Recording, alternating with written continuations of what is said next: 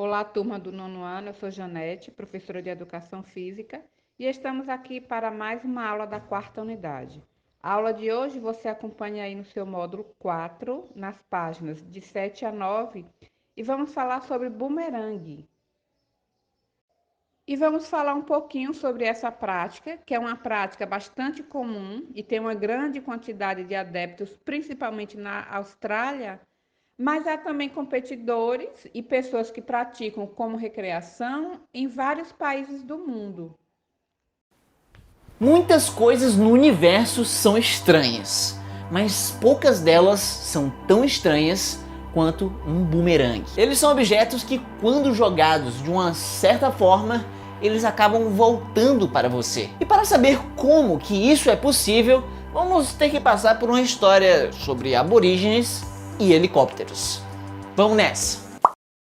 Olá, criaturas da internet! Eu sou Davi Calazans, esse é o Ponto em Comum, e se você souber jogar direitinho um bumerangue, ele sempre volta.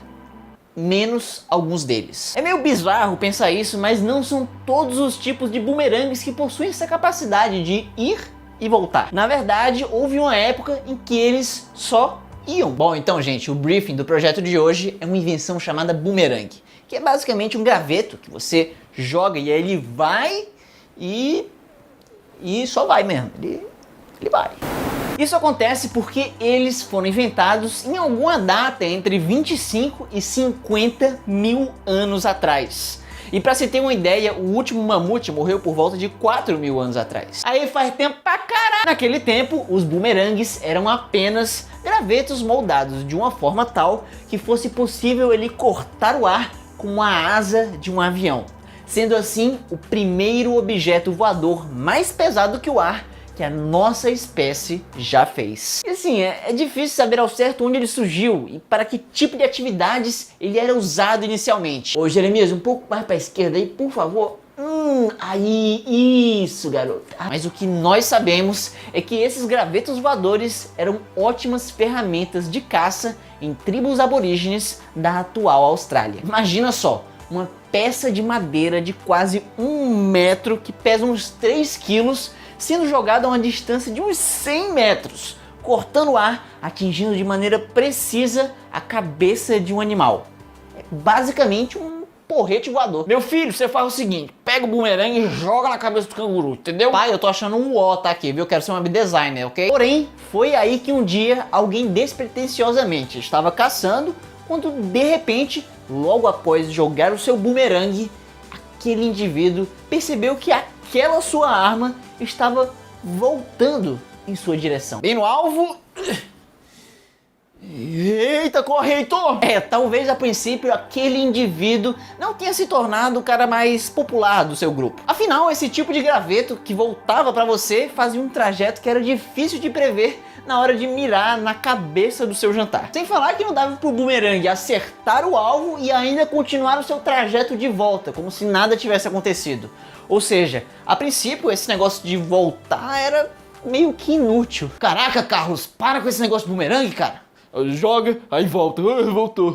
Porém, em algum momento, eles perceberam que esse novo tipo de instrumento, apesar de não ser muito adequado para abater as suas vítimas, dava para assustar alguns pássaros e assim tangê-los para algum tipo de armadilha, tipo uma rede. Boa, Carlão, nunca critiquei, cara, é isso aí. Pô, sem falar que é mó da hora o bumerangue, né? Você joga, ele vai e depois volta, sabe? É incrível. Porra, moleque, eu cliquei nesse vídeo aqui, foi pra ver como coisa aí vai e volta, né? Negócio aí de índio não, porra. Calma, eu já ia chegar nesse ponto. Vamos agora saber como é possível que ele consiga ir e voltar. Assim como o tipo que não volta, esse aqui, que é feito para voltar, também tem um design parecido com o da asa de um avião.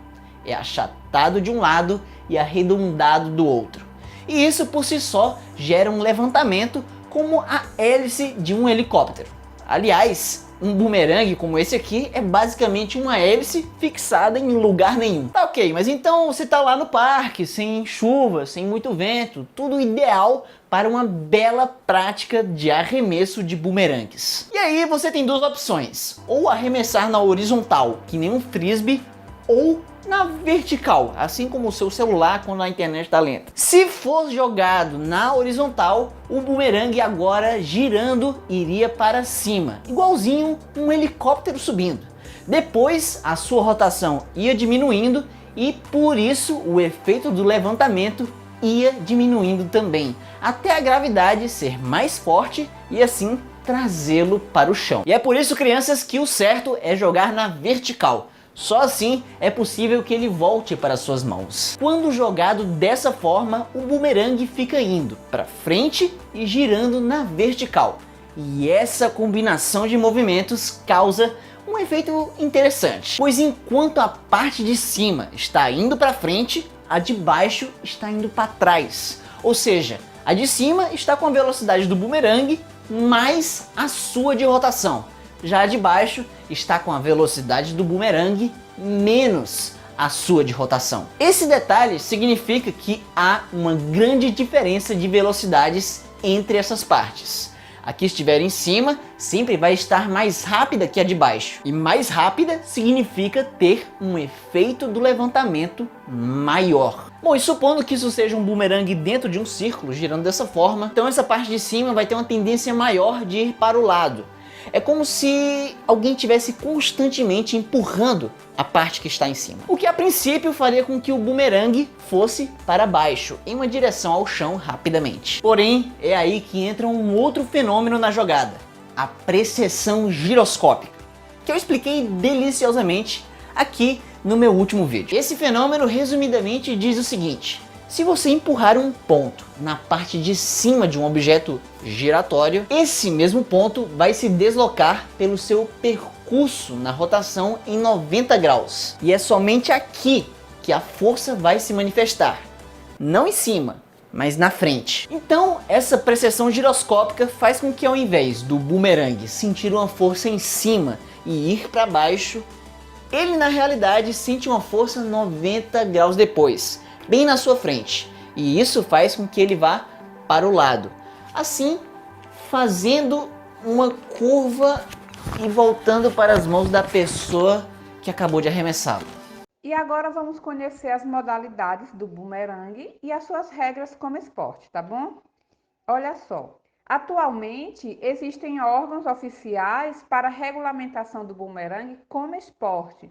Por exemplo, aqui no Brasil, tem a Federação Brasileira de Bumerangue. E as modalidades como esporte são as seguintes, a gente vai ver agora. Vamos começar então com a precisão. Olha só, nesta modalidade, o objetivo é fazer o objeto voar, retornar e cair o mais próximo possível do local do arremesso. E assim, quanto mais perto desse local ele pousar, maior a pontuação. Uma outra modalidade é a pegada rápida. Olha só, são 5 arremessos e pegadas realizados no menor tempo possível. Então, para que o arremesso seja válido, o bumerangue não pode cair no chão. Então, vence o jogador que conseguir completar a prova em menos tempo. Vamos à pegada acrobática. Olha só, nesta modalidade, o jogador ele deve arremessar o bumerangue e realizar pegadas diferentes de acordo com uma sequência pré-estabelecida. Então, cada jogador ele tem direito a 10 arremessos.